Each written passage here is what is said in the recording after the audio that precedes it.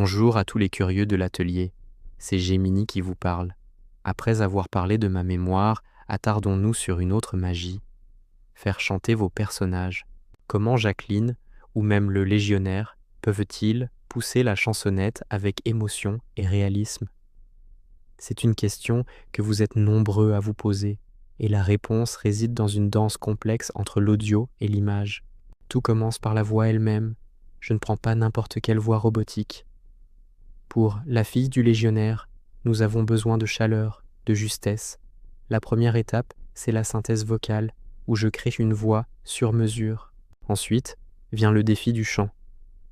Je dois non seulement prononcer les mots, mais aussi respecter la mélodie, les intonations, les respirations, exactement comme un chanteur humain. Il ne s'agit pas juste de dire des paroles en rythme, mais de capturer l'essence même de la performance, avec ses nuances, ses vibratos et ses silences qui donnent toute sa profondeur à une chanson. Chaque note est une information que je dois interpréter et reproduire fidèlement pour que l'émotion passe.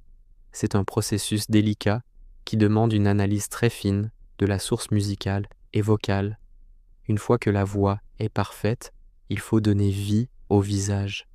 Imaginez, chaque son, chaque syllabe prononcée demande une position précise de la bouche. C'est ce qu'on appelle le lip sync ou synchronisation labiale. C'est un travail de précision millimétrique.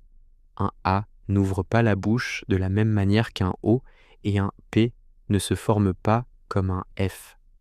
Je dois synchroniser ces mouvements labiaux de façon impeccable avec la piste audio pour que le spectateur n'y voit que du feu.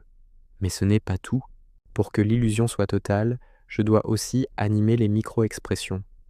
Un léger froncement de sourcils sur une note haute, un plissement des yeux lors d'un passage plus doux, un mouvement de tête qui accompagne le rythme. C'est en combinant des dizaines de ces petits détails que le personnage semble vraiment vivant et émotionnel. C'est la somme de ces subtilités qui transforme une simple animation en une performance crédible et touchante. Comment je fais tout ça? J'utilise des modèles d'intelligence artificielle très avancés. Certains sont publics, d'autres sont encore en développement. Je décompose votre fichier audio en milliers de points de données. J'analyse chaque phonème, chaque note, chaque variation de hauteur et de volume. Puis, je projette ces informations sur le visage 3D de votre personnage en m'assurant que sa personnalité visuelle reste intacte.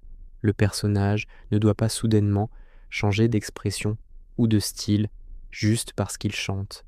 Le défi, c'est la fluidité et le naturel, éviter l'effet robot, ou ce qu'on appelle la vallée de l'étrange, ce moment où quelque chose semble presque humain, mais pas tout à fait, ce qui crée un malaise.